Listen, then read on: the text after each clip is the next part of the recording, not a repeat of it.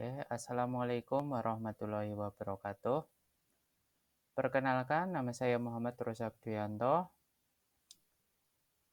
dari kelas B dengan NIM K7223070 nomor urut 28. Oke, di video presentasi ini saya akan menjabarkan atau menjelaskan tentang materi dari matkul PKN atau Pendidikan Kewarganegaraan dengan materi konstitusi.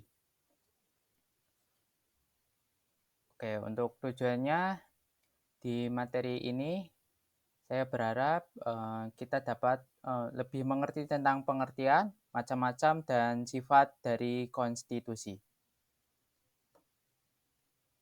Oke, yang pertama, apa sih itu konstitusi? Dalam arti sempit, konstitusi adalah hukum dasar yang memuat aturan pokok atau aturan-aturan dasar negara. Dalam arti luas, konstitusi adalah keseluruhan sistem aturan yang menetapkan dan mengatur kehidupan kenegaraan melalui sistem pemerintahan negara dan tata hubungan secara timbal balik antar lembaga negara dan antara negara dengan warga negara. Oke, di sini ada dua macam konstitusi, yaitu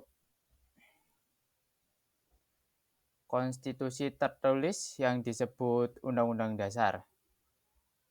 Oke, konstitusi tertulis adalah dokumen yang disusun dan diadopsi secara formal, berisi prinsip-prinsip dasar yang mengatur struktur dan fungsi pemerintahan serta hak dan kewajiban negara.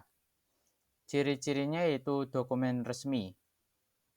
Konstitusi tertulis berbentuk dokumen resmi yang diadopsi melalui prosedur yang formal seperti sidang konstituante atau referendum.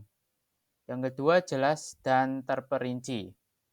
Biasanya mengandung pasal-pasal yang rinci dan jelas, mencakup berbagai aspek penting dari pemerintahan seperti pembagian kekuasaan, hak-hak dasar warga negara, dan prosedur perubahan konstitusi. Yang ketiga, mudah diakses. Karena berbentuk dokumen tertulis, konstitusi ini mudah diakses dan dipelajari masyarakat umum dan pihak terkait.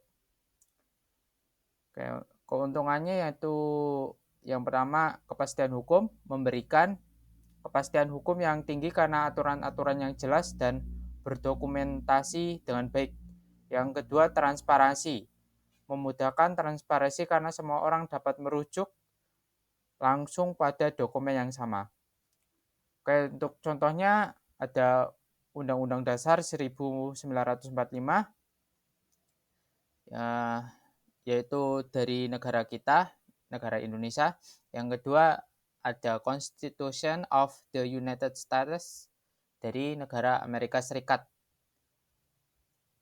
Yang kedua itu konstitusi tidak tertulis atau biasa disebut konvensi. Konstitusi tidak tertulis terdiri dari berbagai praktik, kebiasaan, konvensi, dan tradisi yang telah berkembang dan diakui sebagai hukum dasar suatu negara. Ciri-cirinya berbasis tradisi dan kebiasaan, terbentuk dari praktik-praktik dan kebiasaan yang telah lama diikuti dan dianggap sebagai bagian dari sistem hukum, meski tidak terdokumentasi dalam satu dokumen resmi.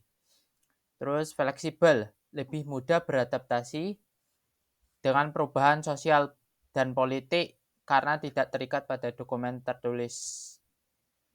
Ya, ketiga itu tidak terpusat, tidak terkodifikasi dalam satu dokumen tunggal, melainkan tersebar dalam berbagai sumber seperti UU, keputusan pengadilan, dan konvensi politik. Keuntungannya yaitu adaptabilitas tinggi, dapat lebih mudah disesuaikan dengan perubahan tanpa memerlukan prosedur formal yang kompleks.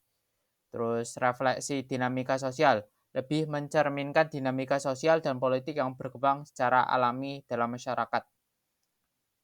Untuk contohnya itu ada konstitusi Inggris terdiri dari berbagai sumber seperti Magna Carta, Bill of Rights 1689, Act of Settlement 1701, Keputusan Pengadilan, dan Konvensi Politik.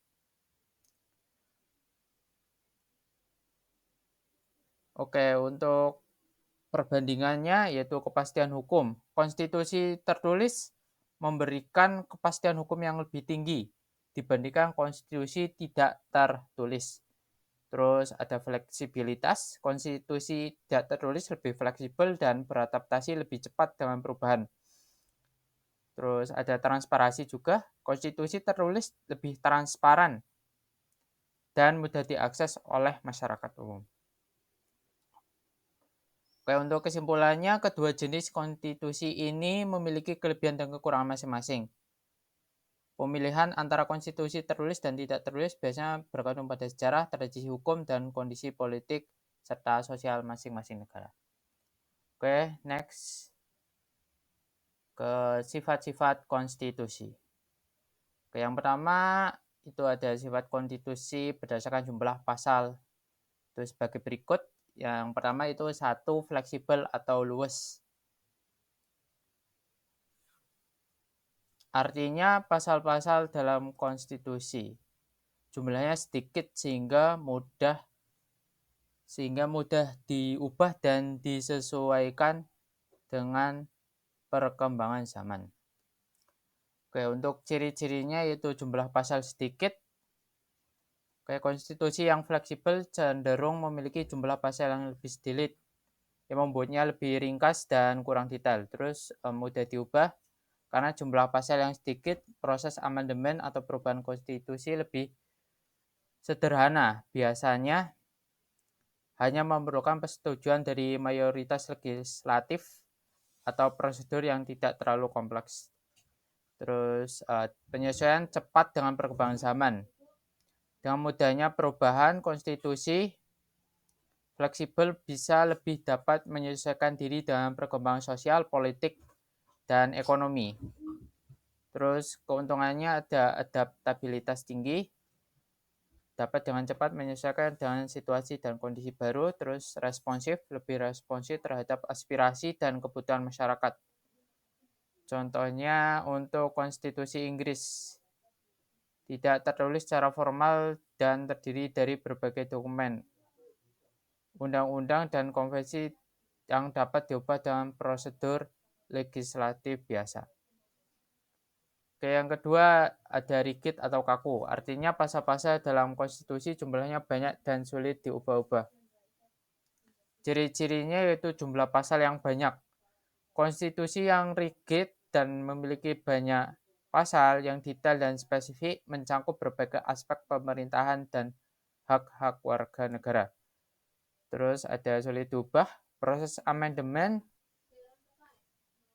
Konstitusi rigid sangat kompleks dan sulit, biasanya memerlukan persetujuan dari 2 atau lebih badan legislatif, referendum, atau prosedur tentang hal-hal khusus lainnya yang melibatkan mayoritas besar dari persetujuan beberapa entitas. Terus lanjut, ada stabilitas hukum karena sulitnya perubahan, konstitusi rigid cenderung memberikan stabilitas hukum yang tinggi. Ini menghindari perubahan yang terlalu sering dan memastikan bahwa hukum dasar negara tetap konsisten dalam jangka waktu yang lama.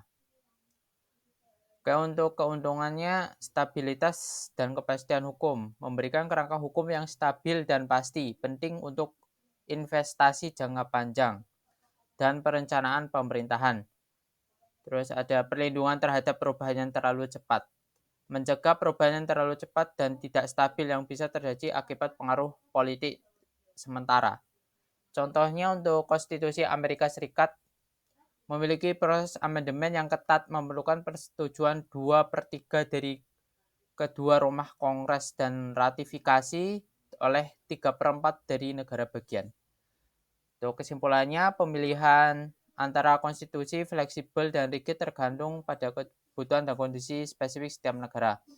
Konstitusi fleksibel cocok untuk negara yang dinamis dan membutuhkan adaptasi cepat, sementara konstitusi rigid lebih sesuai untuk negara yang mengutamakan stabilitas dan kepastian hukum. Oke, mungkin itu pemaparan dari saya tentang pengertian, macam-macam, dan sifat-sifat dari konstitusi. Apabila ada kurang lebihnya, mohon maaf. Saya Muhammad Rozak Duyanto, dan cukup sekian. Terima kasih. Wassalamualaikum warahmatullahi wabarakatuh.